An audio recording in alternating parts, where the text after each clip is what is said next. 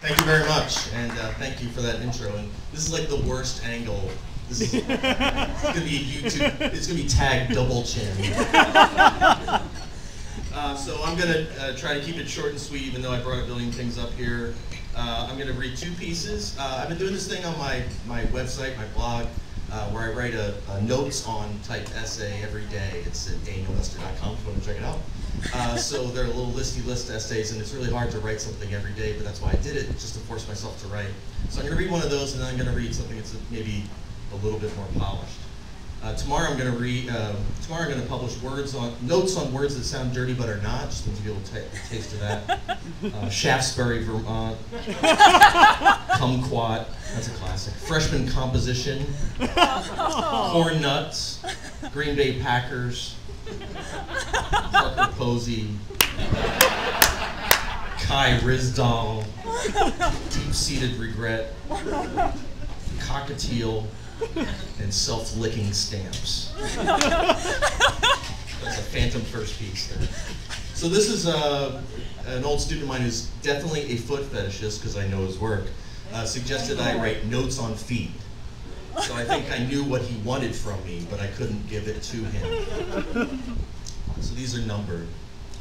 1, at least on paper, if the paper was a Freudian paper, I should be a foot fetishist. 2, the first time I ever got to second base, which for our international readers refers to when a male touches a female's breasts, began with feet. I was in 7th grade. It was on a day trip to Bushkill Falls with Father M., our parish priest.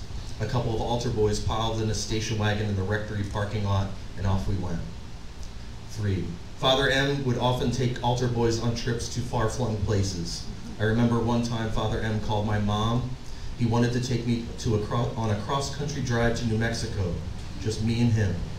My mother made up some excuse like we were going down the shore that weekend, but the truth was that she thought something didn't feel right handing off her son to stay in cheap hotel rooms to see the Rocky Mountains with a 300-pound Roman Catholic priest.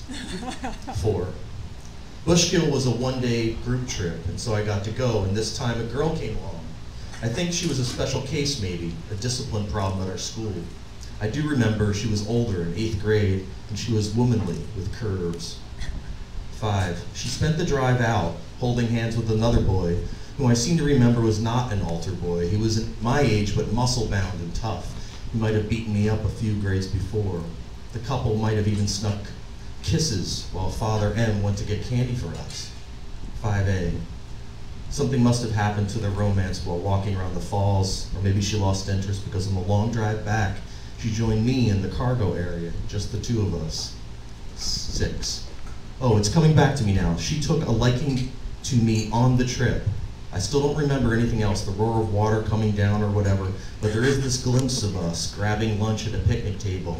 She took a liking to me, and I remember she was seductively eating a French fry in front of me. And man, I had no idea what to do about it. 7. So there we were in the back of the station wagon, and since no hanky-panky that could be seen through Father M's rearview mirror was allowed, she resorted to seduction by feet, bare feet.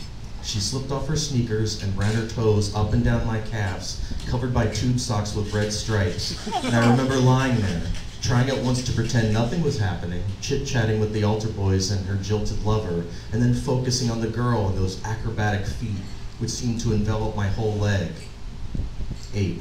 Since I worked for the parish janitor, I had a set of keys to various closets and classrooms, and so when we got home, my Tootsie Tantalizer and I retired to the gymnasium, where I laid down a wrestling mat in the corner and we proceeded to kiss. 9. I didn't know what it meant to French kiss, let alone cuddle, so I went right down to business. I brought out her top. She helped me out and all. I remember this thing as entirely consensual, and I knew I should kiss her breasts, maybe even suck on them, so I planted my face right there. 9A. And then something happened, and I just want to say before we go any further that if what I saw then occurred to me now, it wouldn't be as big of a deal. 10. Her breasts were hairy, really hairy. There were hairs dotted all over her breasts with really long circles encircled around her nipples. 11. I remember feeling repulsion as I tried to do my best Gene Simmons impersonation on each headlight while my paramour cooed once or twice. At one point, a strand stuck on my tongue as I alternated between her now wet two daddy long legs. 12. Looking back, I give myself credit for committing to the performance. It seems to me you have to do that sometimes. Love is as much a performance as it is an instinct. 12A. One doesn't so much fake it as have a little faith that the feeling once you had would come back. The one that compels a 12-year-old boy to sneak a girl into a Catholic grade school on a rainy Sunday. 13. The feeling never did come back, or had a chance to come back, since we heard doors opening and closing in the gym proper. I now remember that we were in the ante-room used for games of duck, duck, goose with the little kids, and at one point we just quit what we were doing. 14. I don't think I ever saw her again. 15. I mean, that's what I want to write, in a way, just to add a little mystery or cliche.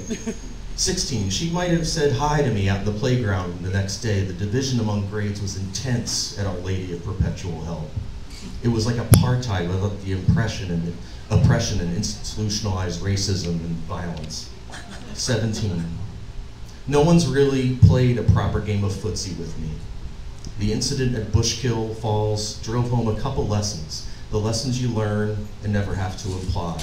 Breasts are sometimes as hairy as a Greek diner's owner's arms, and soggy naked feet can give a 12-year-old boy an erection, at least in a priest's crowded car, the windows fogged up with breath as wet as the outdoors.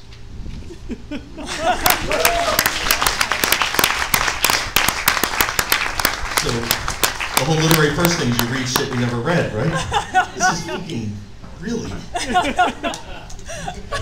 hard. That's what she said. Oh. Okay, so I've never, this is a little older, but I've never read this aloud before, and you might see a theme in my work.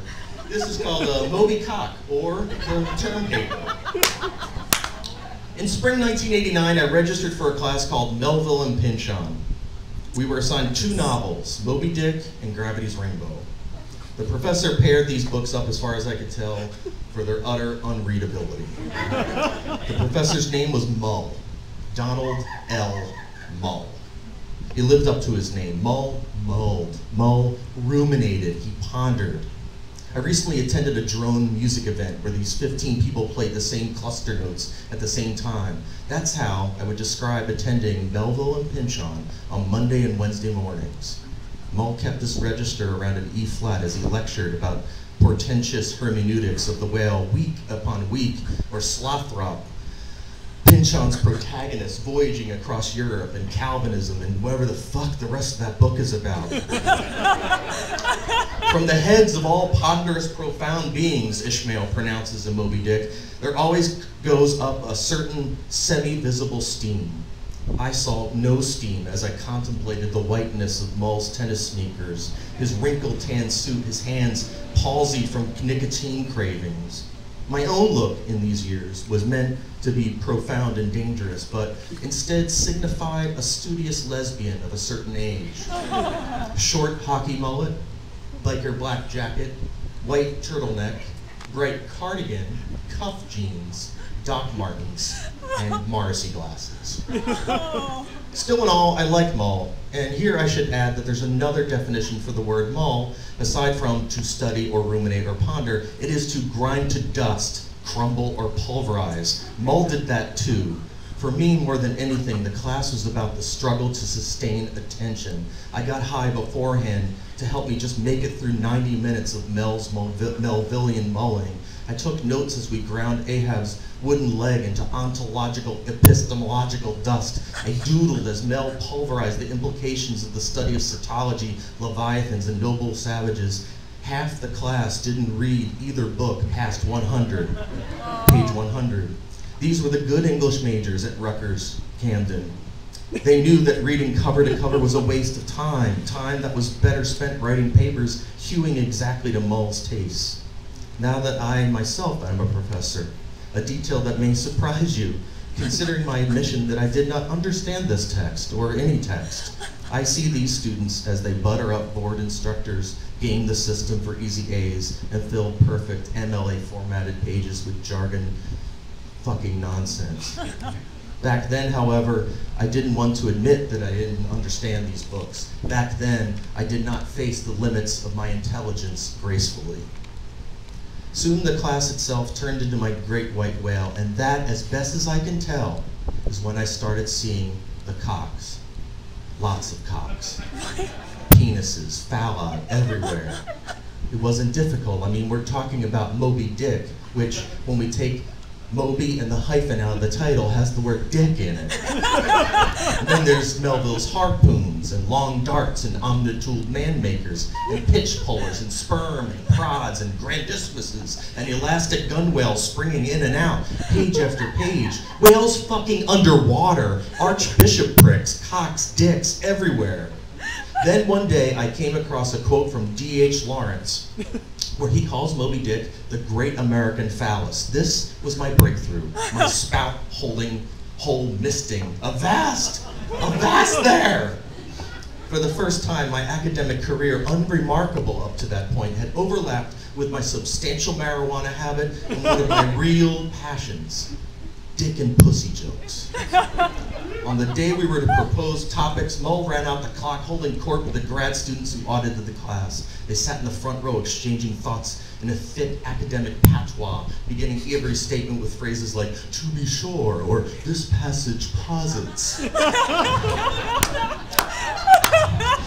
Occasionally, in our treatment of mixture of romance and matter of fact, we may find ourselves deserting to the Arnoldian, Eliotian technique of quoting, directing the reader's attention, and letting the matter drop. Of course, we may also reanimate the text by dissecting it if we are to consider Bartleby the Scripter to be a kind of companion volume to the present text, which Melville wrote in a certain sort of shriek. "Excuse me, Dr. Mull," I said, hand raised, interrupting in-joke giggles. "Isn't it possible that the whale isn't some mysterious stand-in for knowledge, but instead represents the vagina dentata?"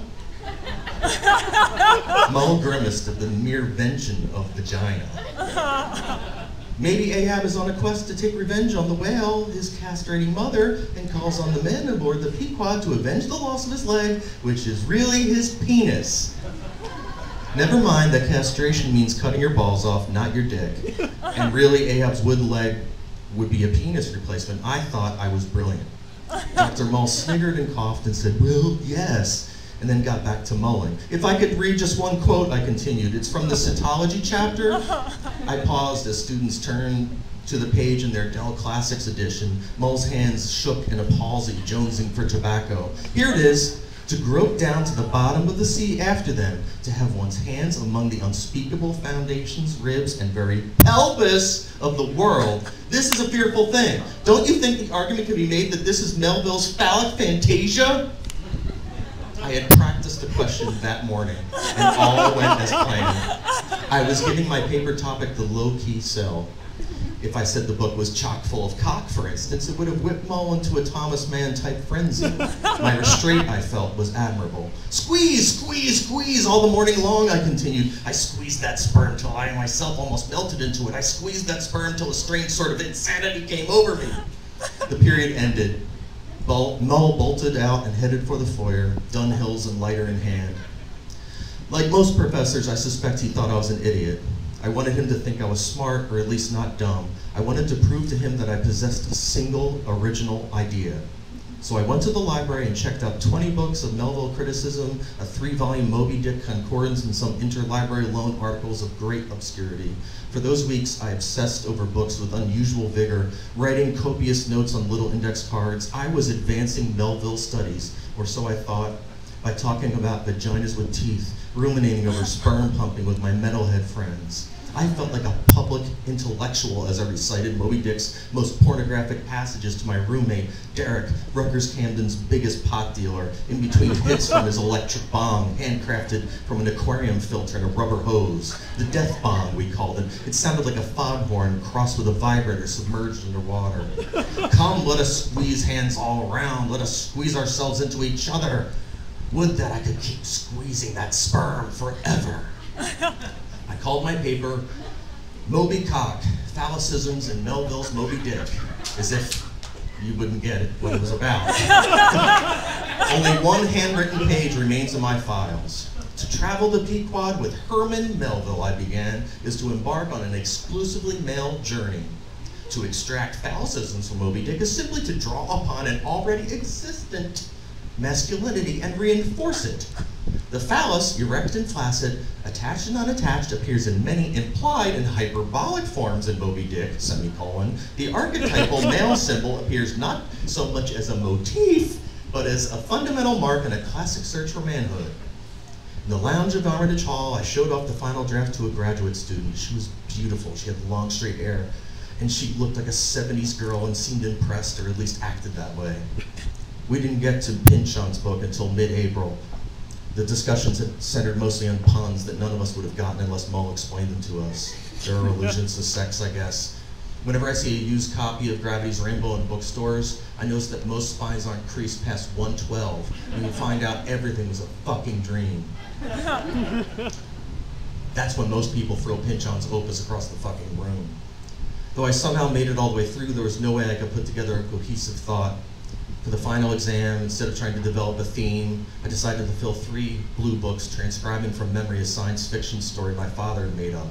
He told it to me once in our backyard as we looked up at Jupiter with a telescope. It was a cross between 2001, A Space Odyssey, and Ayn Rand, and remains my father's sole literary effort. As we handed in our blue books, Mull handed back our graded papers. I remember he didn't look at me. Then again, he never looked at me. I received a C- from Moby Cock. A gentleman's C, as he called it in his comments. He didn't write much. He drank bourbon when he marked papers, someone once told me.